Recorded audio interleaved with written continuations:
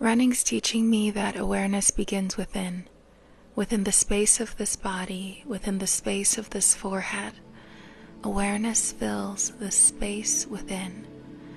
Still and silent at 4 in the morning, I sit upright on a floofy bed, back supported by the wall and window behind me. The soles of each foot touch. The lighting is orange and hazy, an image of a point of golden light in a sea of red I focus on. The center of my chest feels warm as light, the feeling of light displays out.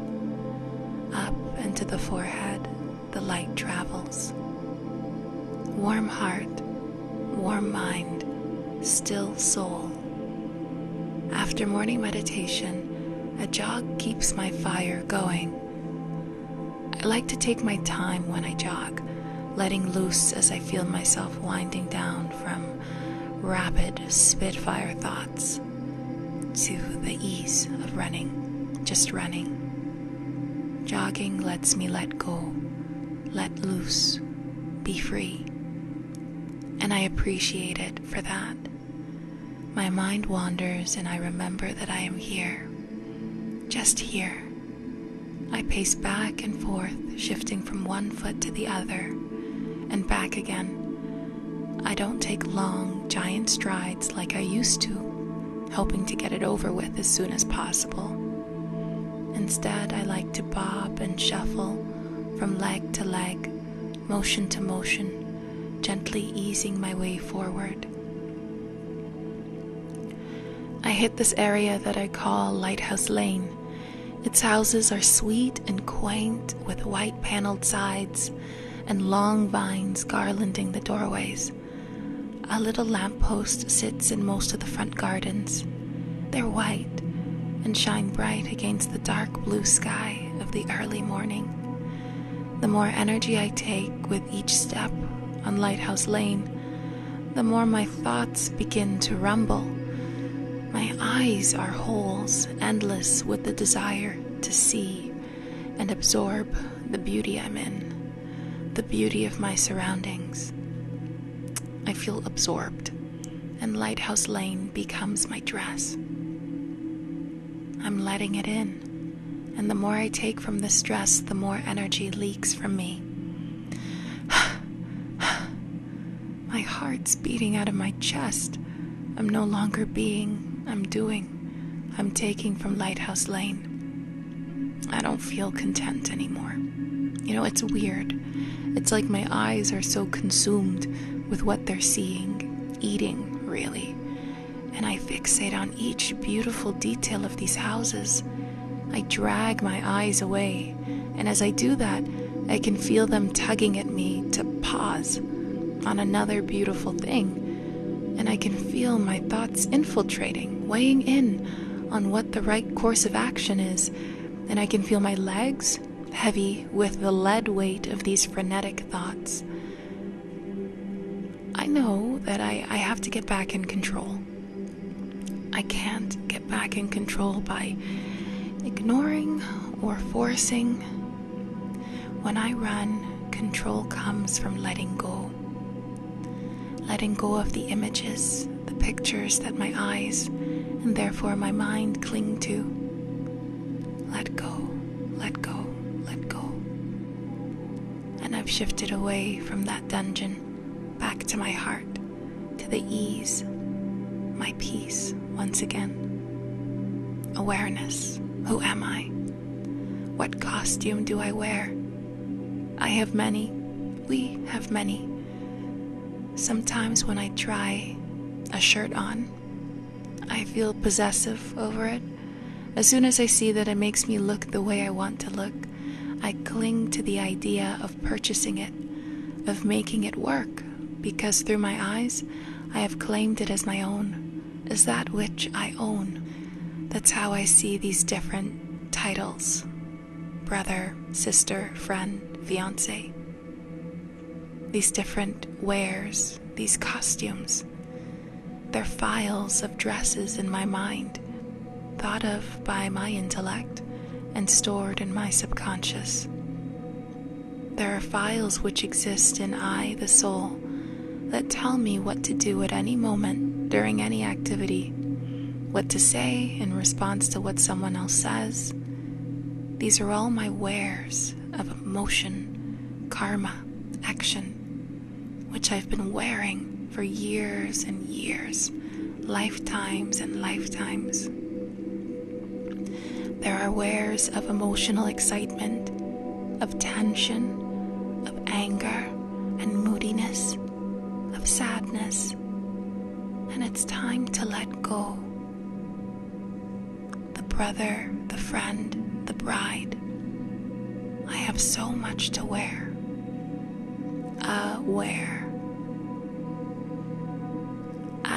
Wear, lacking dress without dress, being whole without a costume, whole without a body. But I don't see that this is the case, that this is true, when I forget that the dress on my person, on I the soul, is just a costume. My whole, covered in linens, threads, lines. I value my power as an individual. Contentment is an oyster which lays dormant inside, and it seeks, it hopes to be cracked. The clarity of the soul, the jewel in the space that exists within the forehead.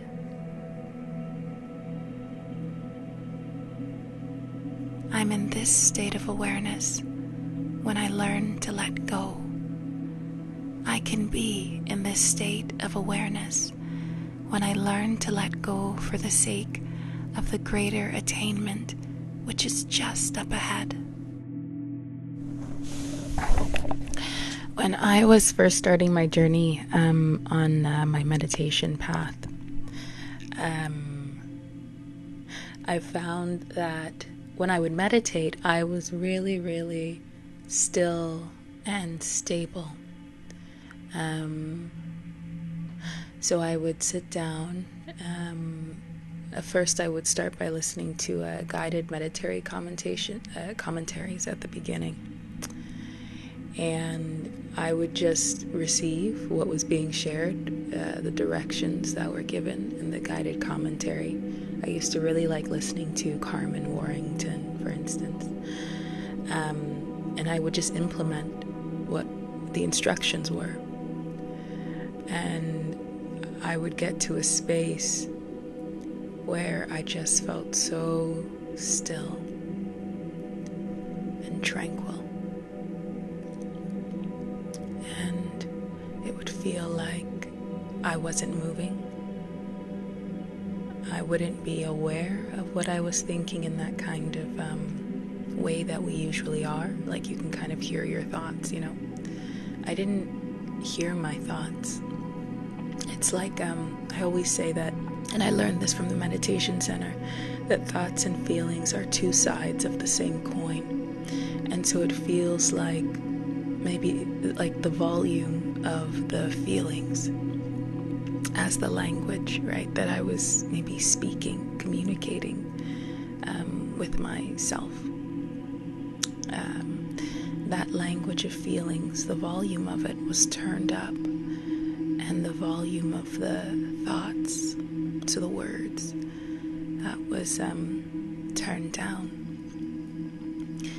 And I would just feel so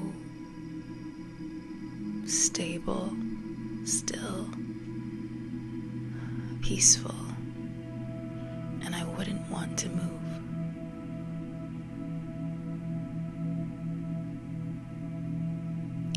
Eventually, when the experience was over, I would come back to my sense organs, come back to the awareness that I'm in a body, right? Because I'm the soul. And it's the soul, I the soul, who was experiencing that stillness within myself. Like this space between myself, the still soul, and everything else. everything outside of me and around me. And I'm sharing this because I'm thinking about the beauty of fixed signs. I had a conversation, it was the last episode that was posted, with Raya, from Raya Astrology. Raya Victoria Marshall. She was sharing that, with meditation, she's not someone who can really sit still. And I was sharing that, when I meditate, I actually do feel like in some ways I'm kind of traveling. So I got that. I understood that. We both have Mercury-Saturn placements. But today, when I was meditating, I was remembering that was my experience when I first began. And I was remembering the sort of sweetness of that stillness. It was rejuvenating. It gave me power and strength for the day. It really felt like I was being charged. Like sometimes I would choose to meditate instead of taking a nap, because I knew that if I meditated, I would get more energy, because maybe I was napping before I have to go to work, and I just came back from school or something. I was in university at the time. And so this morning I was also thinking about considering how in my birth chart, the shape of the chart is a locomotive. And I was looking at where there are blank spots in the birth chart, right? So I have planets and cardinal signs and mutable signs, and it's a locomotive. And I found that every time I'd look at where the fixed signs are, Scorpio, Leo, Taurus, Aquarius, I didn't have any major placements. So I'd basically say I had no placements. The only planet that I have in a fixed sign is Aquarius, and it's Uranus, so it's generational. And that Uranus, I don't believe, makes any aspects to my moon, sun, to my ascendant. So anyways, yeah. So I'm definitely someone who, in some ways, in many ways, is lacking fixed energy. And I was thinking about fixed energy and how with this experience with meditation when I first started, how it really felt like my remembrance of who I am, a soul, remembrance of God through feelings. Oh, it was beautiful feelings. I had such a faith in these feelings, the strength of them, and it really gave me power. I would be that young, maybe 21-year-old or something, who's walking home from a shift, right? Because I was working at a restaurant, so maybe shift finishes at 11, but you still gotta close anyway. So maybe I'm walking home at 1 a.m. or something, and I would have to walk down this kind of dark alley, because I lived in Toronto too, right? Anyways, and I wasn't afraid. I really felt so protected. I was like, I'm fine. I'm not the one who needs to be afraid. Maybe other people need to be afraid, but I don't.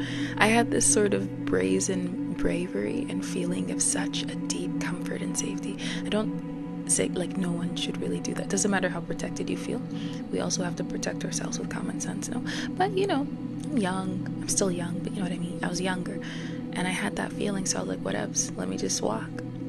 So it gave me this sense of courage and autonomy over myself, direction, control over my fate, I guess we could say. That's interesting. That's something else that came up in the conversation with Raya.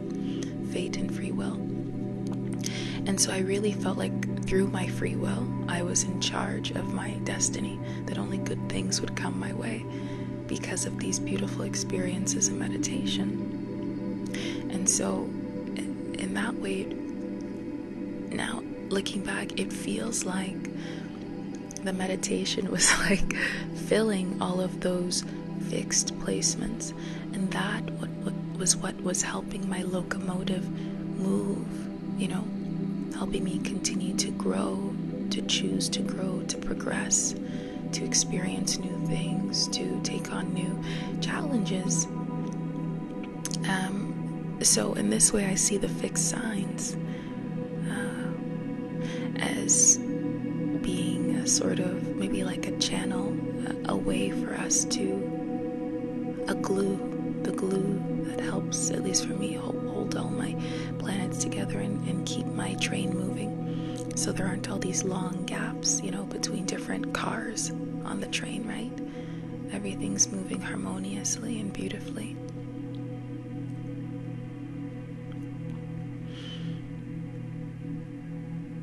And so I'm thinking about the beauty, the strength of fixed signs. I'm thinking about the strong sense of willpower, because fixed signs are about sustenance. Fixed signs are about sustenance, sustaining whatever energy is flowing through the sign, right? So with Taurus, I think about value. A Taurus can value something for their entire lifetime. If it's broke, don't fix it. They're not going to go out and buy another one, right? Because that one is so precious and perfect. So it's like they're pouring this energy into certain objects that they see as being beautiful, valuable. With Scorpio, I think about that sort of fixed energy of the sort of emotional content that Scorpio can pour into relationships that Scorpio values. I guess thoughts and ideas about the journey of transformation. Scorpio is so strong that it's able to sustain itself through that course. With Leo, fixed fire. I guess I think about that burning light of creativity. Leo can create and create. I guess from its heart. There's also that sustaining quality of I'm the sun. When we think about even how the moon, goes from 16 degrees full to almost zero, right? And it's very cyclic in that way. And it comes up only when the sun sets, and how it's the sun that gives the moon its light, its color. And so I think about that sustaining, enduring quality, that sustaining, enduring spirit of the sun and of Leo. And I guess that sort of never-ending courage of the lion, faith in love, in the heart, the truth that lives in the heart. In that way, there's this sort of morality, maybe. I don't know, I'm just kind of, But that makes sense, because Leo and Aquarius, right? They're opposing signs. And so, they share things in common. And when I think about morality, I also do think about Aquarius. Aquarius is so fixed in its higher thinking, its ideals, its knowledge, its principles, that in a lot of ways I feel Aquarius can also become very dogmatic, because it is fixed air, just like Sag can become, dogmatic, even though it's immutable fire. I see that same sort of vibe in Aquarius, but that's just me, I guess. But yeah, with Aquarius, this sort of never-ending thirst for deeper, higher knowledge, new technologies, establishing a greater way, a better way, and this enduring quality of faith in, I think, humanity, and faith in the equality of all souls, that sort of brotherhood ideal. So the fixed signs, I love that they're able to really nurture and sustain things over time through the strong will. And I feel like that experience for me felt so grounded, stable, and simple in those earlier meditation experiences. I was just remembering. So I want to get back to that stability and simplicity, because I think it'll help really fill in those spots in my my locomotive, to kind of help everything continue to move. Maybe not continue, for everything to start to move again more smoothly, with this sort of enduring faith, this persevering faith, this undeniable faith. Lastly, I think about the story of Angad, in, I guess, we'd say like Indian mythology kind of. There's this this person called Angad, and like I think he challenged, I don't know if it was Ravan, but he challenged someone who was an aggressor. So an aggressor would be someone who's symbolizing the vices, right? The 5 vices: lust, anger, greed, attachment, ego. So he has this opponent, right, who's vicious, right? Vice, vicious. And I think either he's challenging or the opponent's challenging, but basically the challenge is that Angad, his foot is unshakable, immovable.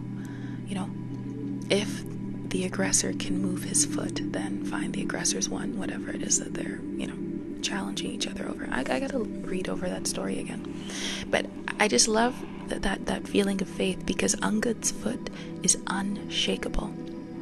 And when we think about the foot actually relates to the intellect. And again, this is cool because we think about Mercury, Jupiter, that axis.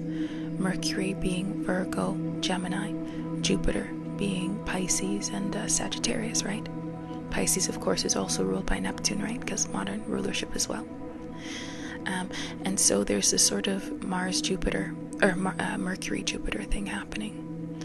So Angad has this faith, that's the Jupiter aspect, or the Pisces aspect, Neptune, that the foot is unshakable, okay? But we're also looking at Mercury, dealing with Mercury.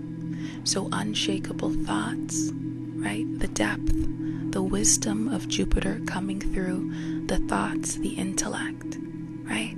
And so Angad's thoughts are unshakable and immovable, and Angad is so determined that it's impossible for viciousness, vice, to move Angad from his greater noble aim, his morality, right?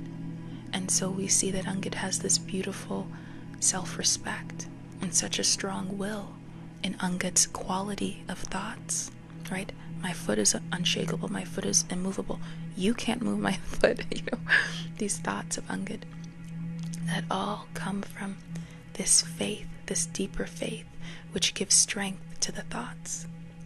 It's not just thoughts for the sake of thoughts.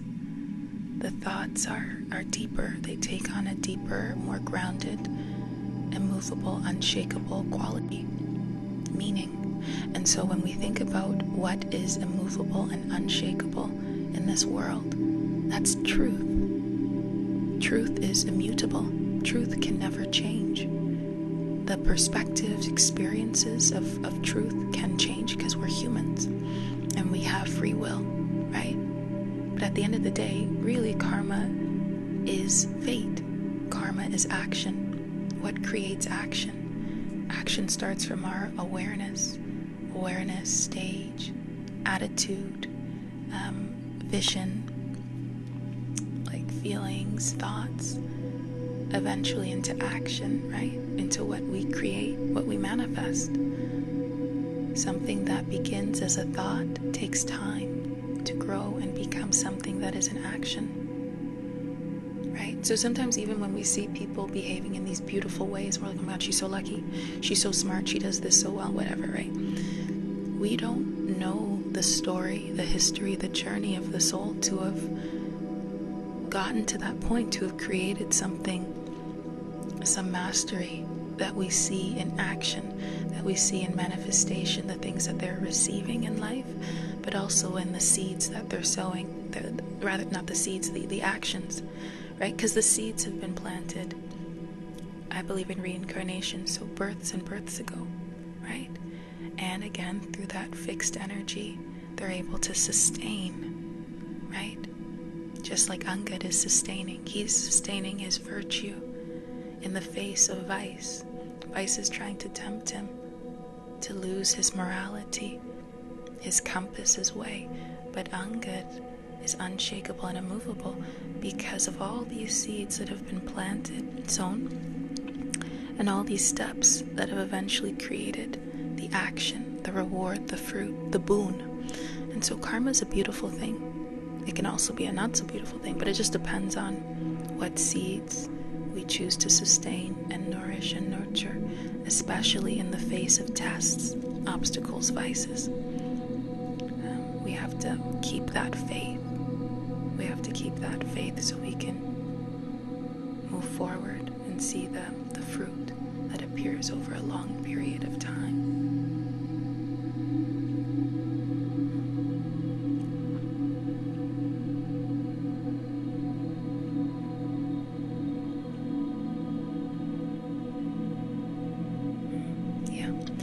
And so the truth is immutable.